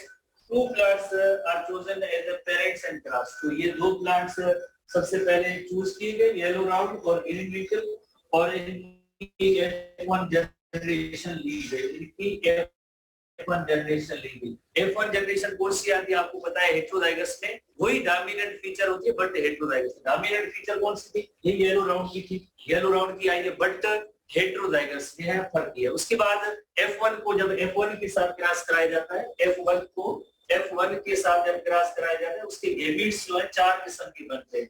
जैसे हमने थोड़ी देर पहले पढ़ा है कैपिटल वाई, कैपिटल आर और capital Y and small R and small Y, capital R और small Y, small R. जैसे यहाँ आर पहले है और वाई बाद में है, तो इसी तरह से कोई इसका इशू नहीं है। जैसे हम ऐसे भी लिख सकते हैं, कोई इस तरह का कोई इशू नहीं है इसमें, ठीक है। तो ये इलस्ट्रेशन एक थी। इस तरह से चार किस्म के गेमिट्स आते हैं। चार किस्म के गेमिट आने के बाद F1 generation milli.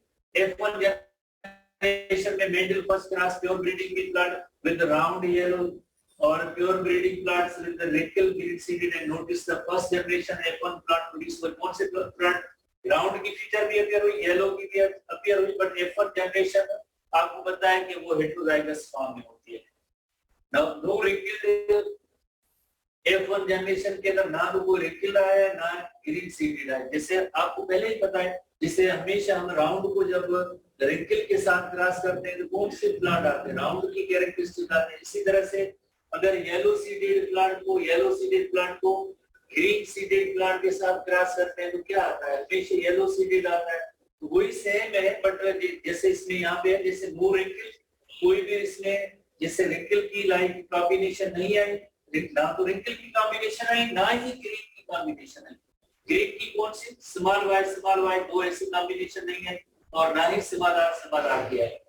Based on this, he calculated that round seed shaped yellow and the yellow color of the seeds were more dominant than the wrinkle seed shade, green color फला और yellow and green wrinkle seed gametes इसके जो है ये बनेंगे और हमने जैसे क्रॉस किया वही सेम चीज है जैसे when hybrid F1 जनरेशन है और F1 जनरेशन तो उसमें क्या मिला F1 जनरेशन की हाइब्रिड को आपस में क्रॉस कराया cross breed self pollination 4 different type of seeds to produce with the shapes and color and which are considered as the F2 generation and they were round and yellow round and green wrinkled and yellow and wrinkled and green seed जो ratio आता है वो 9:3:1 में आता है जो अभी हमने पढ़ा है और यही सेम चीजें हमारे जैसे बुक में भी है इसी तरह की बुक में भी आप मेनी टाइम जब ऐसे क्रॉस आप खुद करेंगे या आप जैसे यकीनन जैसे आप थोड़ी प्रैक्टिस करेंगे तो आपके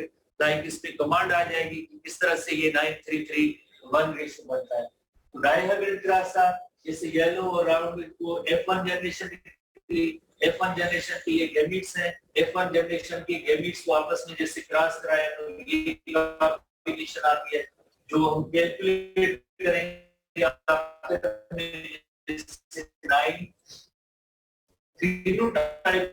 9:3:3 बनाए 9 को से जैसे ये सब येलो राउंड है ये सब येलो राउंड है ये 9 है येलो राउंड है और इसी तरह से आप देखें yellow round yellow capital Y capital R एक होना चाहिए उसके बाद आप जैसे देखें स्मॉल y कैपिटल R है ये क्या है ये ग्रीन है और राउंड है ये ग्रीन और राउंड है ये क्या है ये ग्रीन और राउंड है ये क्या है ग्रीन और राउंड ग्रीन से आप ग्रीन शेप से आप अंदाजा लगा रहे हैं कि ये इसकी जो शेप आपको नजर आ रही है थोड़ी सी इलस्ट्रेशन है ये ग्रीन कलर है और राउंड ग्रीन कलर है राउंड तो ये ग्रीन एंड राउंड है इसका आप देखें ये रिंकल है ग्रीन और रिंकल और इसी तरह से आप देखें ये जो शेप है येलो राउंड की है येलो राउंड है और इसी तरह से येलो राउंड ये भी येलो राउंड है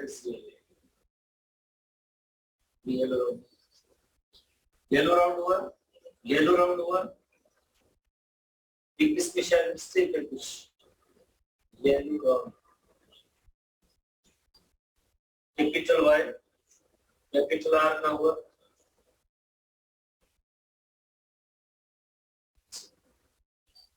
तरह ये तो आखिर में जैसे एक कैलकुलेशन आ गई है वो ये है कि फिनोटाइपिक रेशियो होता है तो 9:3:1 आता है और जीनोटाइपिक रेशियो आज हम जैसे एक नई पॉइंट सीखेंगे जीनोटाइपिक रेशियो जो होता है वो इस जैसा नहीं होता जीनोटाइपिक रेशियो होता है वो होता है 1:2:4:1:2:1:1 तो ये कितने किस्म का फिनोटाइपिक रेशियो है ये फिनोटाइपिक जो रेशियो है वो फिनोटाइपिक रेशियो है कितने किस्म का बना ये इसलिए हम तलाश करते हैं 9 पॉसिबल जीनोटाइप रेशियो है 1:2:4:1:1 9 टाइप का जीनोटाइप ये 16 जो कॉम्बिनेशन है 16 ये जो कॉम्बिनेशन है इसमें जो है 9 टाइप के जीनोटाइप्स हैं 9 टाइप के जीनोटाइप्स हैं जैसे आपने मोनो हाइब्रिड क्रॉस के अंदर आपने पढ़ा ना मोनो हाइब्रिड क्रॉस के अंदर आपको याद होगा capital Y small y capital Y small r तो ये जीनोटाइप कितने किस्म का है how many type of genotype is there in this cross 3 किस्म का है कौन से 3 किस्म है कैपिटल Y स्मॉल y और स्मॉल y ये एक है 1:2:1 आता है तो इसी तरह से यहाँ पे 9 टाइप का जीनोटाइप मौजूद है और फिनोटाइप कितने किस्म का फिनोटाइप जैसे 4 किस्म का है फिनोटाइप 4 कौन से येलो राउंड और येलो रिंकल है ग्रीन राउंड और ग्रीन रिंकल 4 किस्म का फिनोटाइप और 9 टाइप का जीनोटाइप है जिसका जो रेशियो होता है 1:2:4 1:2 बिकॉज अब इसमें सारी चीजें हम तलाश कैसे करेंगे जैसे देखें ये 1 है 1 किसको शो करता है येलो राउंड को शो करता है 1 जो है ये 1 येलो राउंड को शो करता है देखिए ये येलो राउंड पड़ा है तो ये 1 हुआ येलो राउंड उसके बाद 2 किसको शो करता है 2 करता है yellow capital Y capital R small r जैसे ये देखें capital Y capital R small r ऐसा एक और भी जीनोटाइप है कैपिटल Y एक होगा कैपिटल Y होगा और दूसरा होगा capital R and small r, capital Y इसमें सर्च करनी पड़ेंगे, जैसे capital Y, capital R, small r, capital Y, दो कैपिटल, ये भी कैपिटल Y है,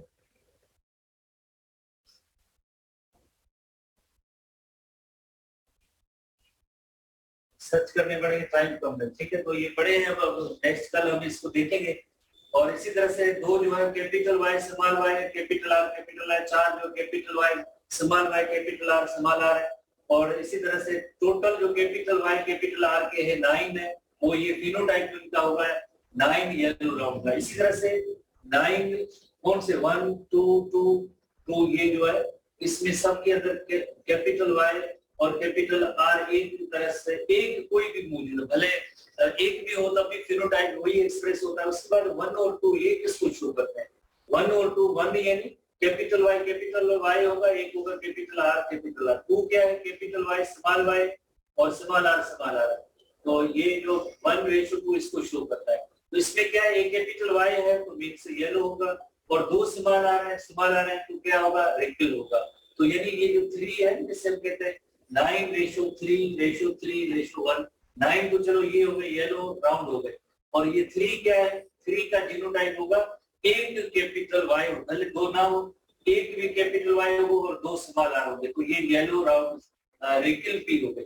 इसी तरह से बाकी केस से 1:1 तो स्मॉल y कैपिटल R, और 2 क्या है, जैसे small y capital R small है, दोनों में फर्क क्या है, यहाँ पे दोनों कैपिटल R है और जिसमें एक कैपिटल R है एक स्मॉल r है।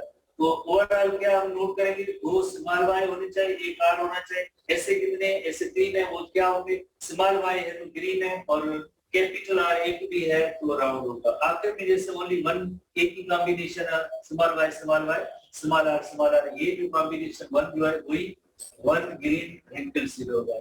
कल भी दोबारा इसको देखेंगे, डायहेब्रिड ट्रांसपोल ऑफ इंडिपेंडेंट असार्टमेंट इसमें वर्क करता है, कल दोबारा से इसको देखेंगे CY।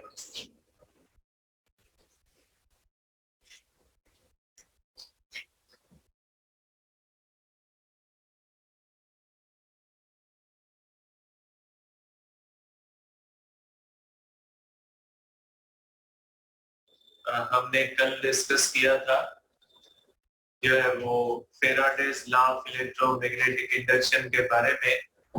आज हम डिस्कस करेंगे लेंज़ेस लॉ के बारे में। लेंज़ेस लॉ की भी स्टेटमेंट मैं लिखता हूँ बेटा, लेंज़ेस लॉ की स्टेटमेंट लिख के फिर इसको जो है वो समझने की कोशिश करते हैं कि लेंज़ेस लॉ जो होता है वो हमें क्या बताता है बेटा। आप इसको तो कह सकते हैं बेटा इस लॉ के बारे में कि जो है वो पहले मैं लॉ की स्टेटमेंट लिखता हूँ बेटा, उसके बाद हम इसको डिस्कस करते हैं, ठीक है। अब इस लॉ की स्टेटमेंट क्या है बेटा, इस लॉ की स्टेटमेंट ये है कि इंड्यूस्ड करंट बेटा, induced current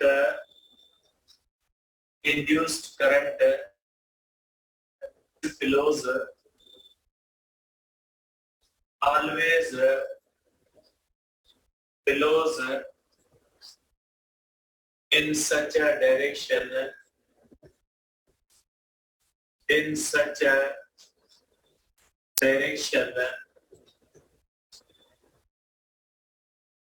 as to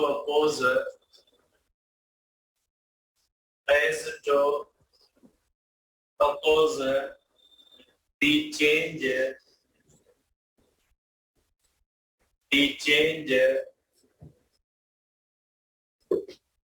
which is giving rise to it, ठीक है। देखिए बेटा, लेंज़ेस law is also called law of conservation of energy। बेटा ये law law of conservation of energy के मुताबिक भी है।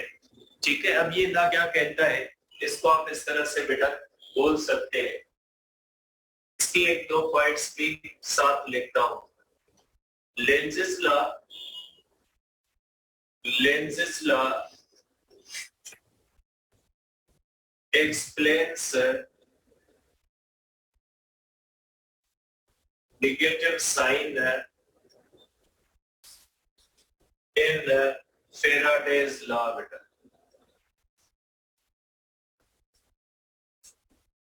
बेटा फेराडेज लॉ के अंदर नेगेटिव साइन को डिस्कस करता है लेंज़ेस लॉ बेटा। लेंज़ेस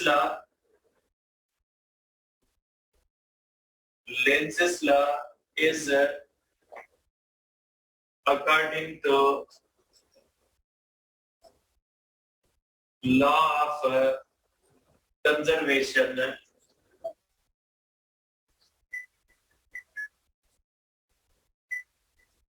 of energy। ठीक है बेटा, लेंज़ेस law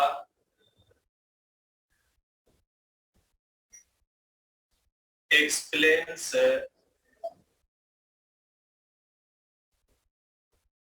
Lenz's law explains direction of induced EMF current in circuit। ये बहुत सारी बताता है, लेकिन मैग्नीट्यूड के बारे में नहीं बताता बेटा।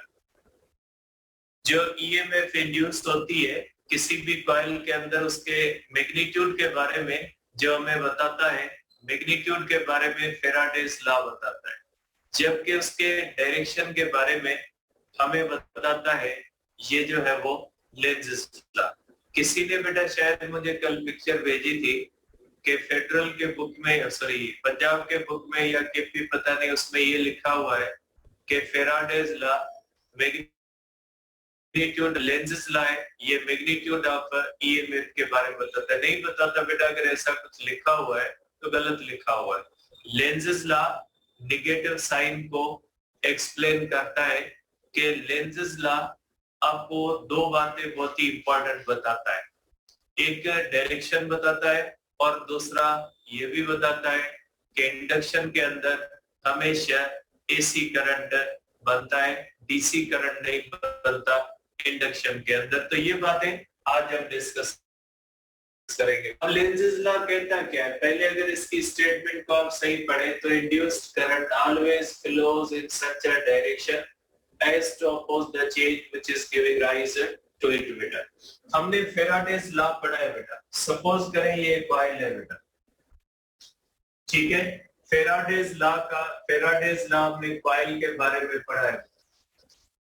सपोज करें इस तरह से हमारे पास एक कॉइल है बेटा, ये हमने पढ़ा था बेटा, और इस कॉइल को बेटा हम कनेक्ट करते हैं एक गैल्वानोमीटर के साथ। आप ये सपोज करें ये हमारे पास गैल्वानोमीटर है और इस गैल्वानोमीटर के साथ हम कनेक्ट करते हैं, ठीक है, एक कॉइल को बेटा।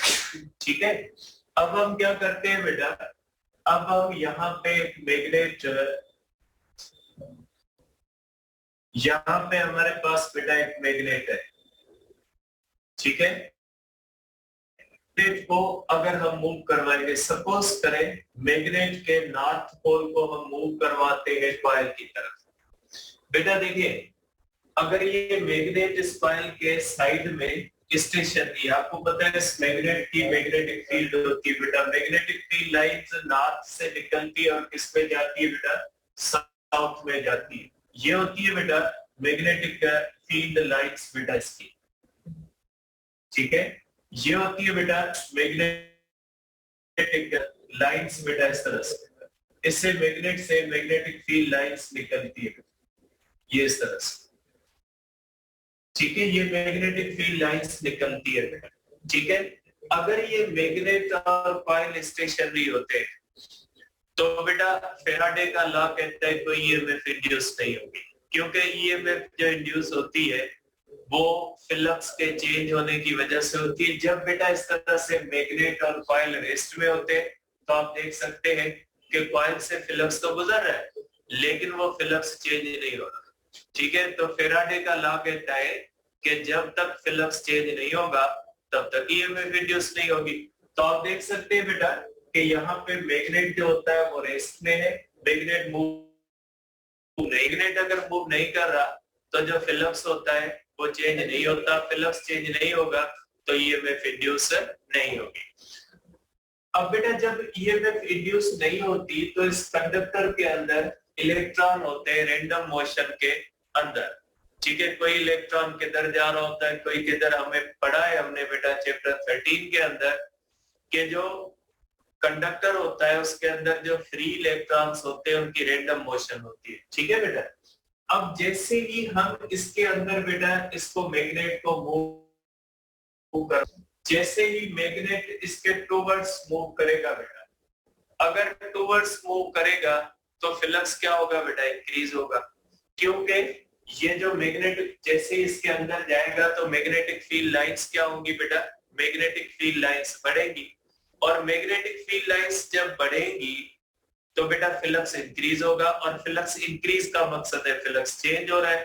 फ्लक्स चेंज होगा तो बेटा इस तरह से इसके अंदर ईएमएफ जनरेट होगी और हमने ये पढ़ा है कि ये क्यों होती, फ्लक्स चेंज करने के लिए हमें वर्क करेंगे और वो हमारा वर्क जो होता है वो मैग्नेटिक फील्ड के थ्रू उस कॉइल के अंदर करंट की सूरत में जाहिर हो जाता है। इसका मतलब है मैग्नेटिक फील्ड को जो हम वर्क देते हैं वो हमारे वर्क को वो किस में कन्वर्ट कर देती है, इलेक्ट्रिकल एनर्जी में कन्वर्ट कर देती है। तो आप देखिए बेटा जब ये नॉर्थ पोल को आप मूव करवाओगे कॉइल की तरफ तो कॉइल के अंदर क्या होगा, कॉइल के अंदर ईएमएफ जनरेट होगी और कॉइल के अंदर करंट, और इस करंट के फ्लो करने का या करंट के बनने का रीजन कौन है, इसके फ्लक्स के चेंज है रीजन।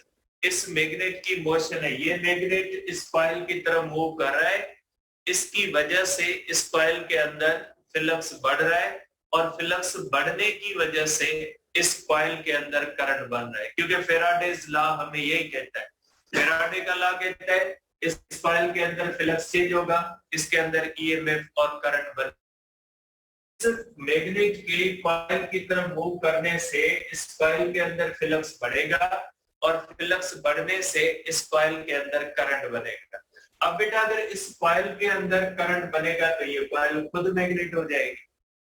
बेटा पहले ये कॉइल मैग्नेट नहीं थी, लेकिन जैसे ही इस मैग्नेट ने इसकी तरफ मूव किया, मैग्नेट ने मूव किया तो इसमें फ्लक्स बढ़ा, फ्लक्स बढ़ने से इसमें करंट बना और इसमें जब करंट बनेगा तो आपको पता है कोई भी कंडक्टर में जब करंट बनता है तो वो कंडक्टर क्या बन जाता है, मैग्नेट बन जाता है। तो ये कंडक्टर खुद मैग्नेट बन जाएगा। अब ये जब मैग्नेट बनेगा ना तो लेंज़ेस लॉ कहता है कि ये उस चेंज को अपोज करेगा जो चेंज इसके अंदर करंट बना रही है। बेटा इस कॉइल के अंदर करंट कौन बना रहा है बेटा, इस कॉइल के अंदर करंट बन रहा है फ्लक्स के बढ़ने से। तो लेंज़ेस लॉ कहता है ये जो इसके अंदर इंड्यूस्ड करंट है ये हमेशा इस फ्लक्स की चेंज को अपोज करेगा। ठीक है, ये होता है in according to the law of conservation of energy. बेटा law of conservation of energy क्या कहता है, आप ग्रेविटी के अगेंस्ट वर्क करोगे तो पोटेंशियल एनर्जी स्टोर होगी। Law of conservation of energy कहता है कि जब फ्रिक्शन अपोज करेगी तो आप उसके खिलाफ वर्क करते हो। ठीक है, और वो वर्क आपका हीट एनर्जी और उसमें जाता है। तो बेटा यहाँ पे भी law of conservation of energy कहता है कि जब इसमें करंट बनेगा तो ये बनने वाला करंट इस काज को अपोज करेगा बेटा। ठीक है, जैसे आप इस मैग्नेट को इस कॉइल के अंदर मूव करवाओगे फ्लक्स बढ़ेगा। बेटा फ्लक्स बढ़ने की वजह से इस कॉइल के अंदर करंट बनेगा और इस कॉइल के अंदर करंट बनने की वजह से ये कॉइल खुद मैग्नेट बनेगी और ये जब मैग्नेट बनेगी तो ये उस काज को अपोज करेगी जो काज इसको क्या कर रहा है, जो काज इसको राइज कर रहा है। अब यहाँ पे कॉज कौन सा है, फॉरवर्ड मोशन ऑफ द जो है वो मैग्नेट। तो ये जो इंड्यूस्ड करंट है ये इसकी फॉरवर्ड मोशन को रोकने की कोशिश करेगा। अब ये इंड्यूस्ड करंट के पास हाथ तो नहीं होते कि उसकी फॉरवर्ड मोशन को रोके। ये क्या करेगा, इस तरह से फ्लो करेगा ताकि इस कॉइल का ये फेस नॉर्थ बन जाए और नॉर्थ नॉर्थ को क्या करेगा, अपोज करेगा। ठीक है, आप इसको इस तरह से देख सकते हैं। मैं इसको लिख लेता हूं बेटा कि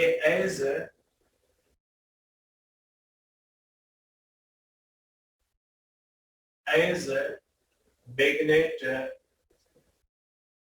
moves closer